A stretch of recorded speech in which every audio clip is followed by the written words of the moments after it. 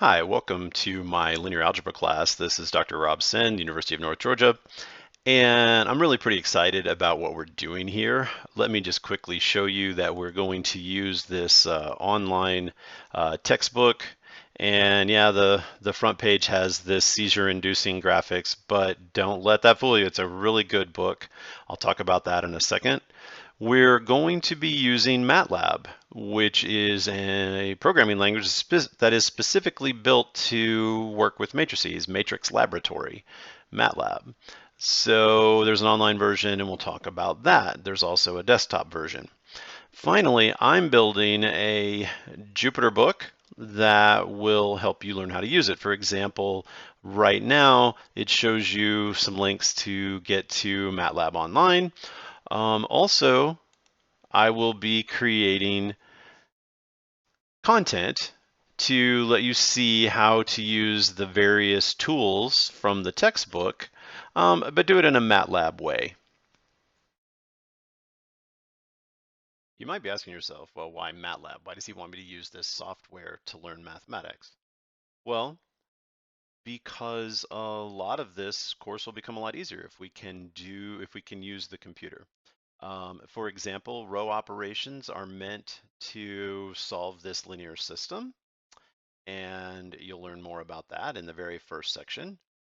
But we can use these commands, right, for swapping rows, for example, and we can transform this matrix B here, and we can do it all with MATLAB, which is great because each one of these steps is maybe a minute of arithmetic, and if any of it's wrong, it screws up the whole process.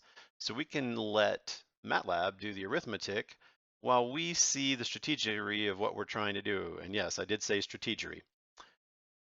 We're trying to get zeros below this 2, which happens in the next step. There's zeros down here, and now we're trying to get a 0 below this one.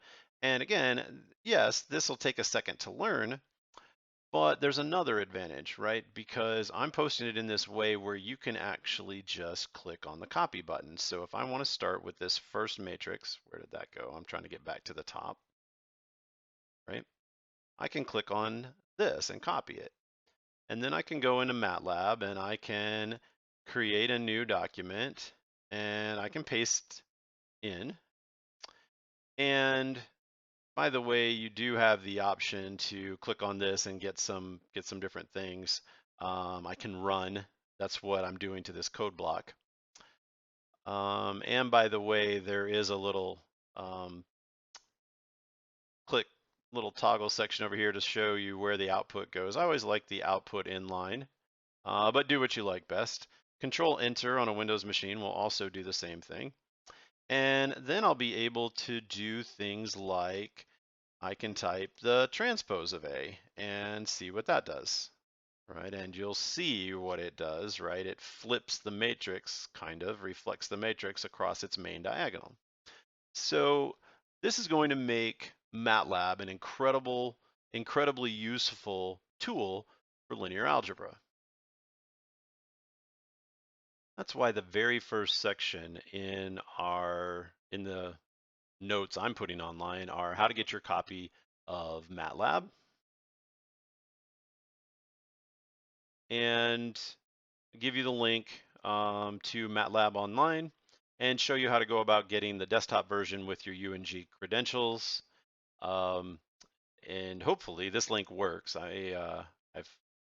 It works for faculty members, and I'm hoping that it also works for UNG students. Um, so those are the first instructions. That's one thing you could do. You could go and make sure that you have an online account set up for MATLAB. That would be a good first start. And my suggestion is maybe start with the online one, and then the desktop takes a little while to download. Um, and so perhaps you want to wait to download that until later. All right, so that's enough about MATLAB. I think it's going to be a great addition to this course. This course is not generally taught with these kind of labs. So let's talk about what we're going to do. Um, You'll probably want to know that 30% of the course is going to be MATLAB labs, which you will have sort of paint by number instructions to do.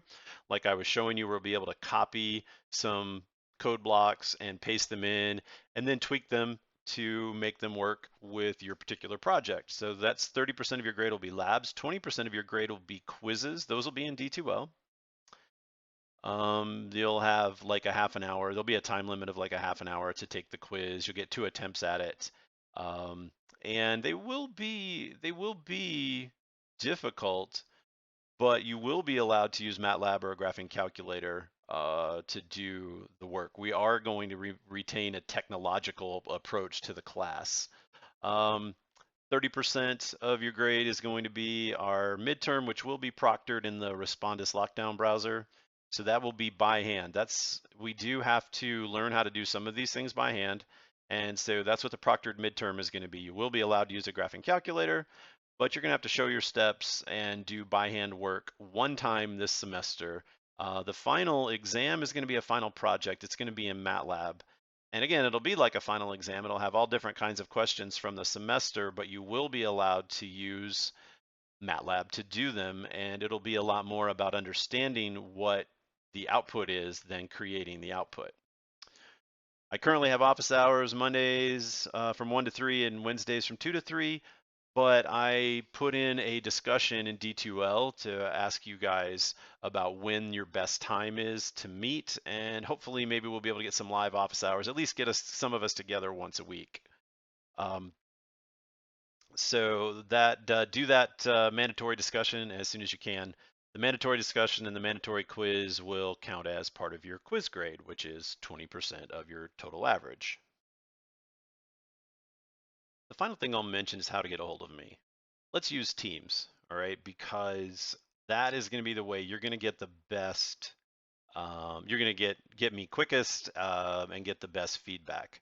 So anytime you want, it doesn't have to just be during office hours. Anytime you want, you can come in here to our class and notice that Madison has already said hello and she had a question. Are we going to meet online, like with Zoom or Teams, and are we just supposed to watch lecture videos? Well, I answered that question for everybody. So it's a great place. I really want these general questions to all go in our team's general channel, right? General channel. I will post a channel. I will maybe have class videos. So again, I mentioned in this post here that I have that mandatory discussion where we're going to see if we can find a time to meet. If we can find a time when everybody can meet, I'll go live once a week and actually, teach some content to everybody at once. Otherwise, it's going to have to strictly be online. If you have a private question, if it's something about your grades, or if you have a health issue or something, then you can come into this chat area, and you can click here and you can just talk to me directly. So anyway, that's Teams. I check it all the time. I do check email. I suggest you not use it. I check email a couple times a day. I'm on Teams all day. I shut Teams down like now. I should probably shut it down because I am, recording videos. But except when I'm recording videos, I'm available on Teams. I can do a quick chat. And then the nice thing about Teams is that if we ever need to, we can stop text chatting and then we can just go to meeting, either a individual meeting or a group of student meeting or the whole class. We can just click here and either go to a voice chat if that'll do, or we can go to a video chat. So definitely the best way to reach me is on Teams. And that's my introduction to the course. I'm sorry that these materials are getting built out late. I think that the switch to the textbook, the Marguerite textbook that's free, and using MATLAB is going to be a great addition to the course. It just means that here for the first couple of days, the content on D2L is going to be pretty thin, but I'll get caught up soon. All right, have a great day. Talk to you soon.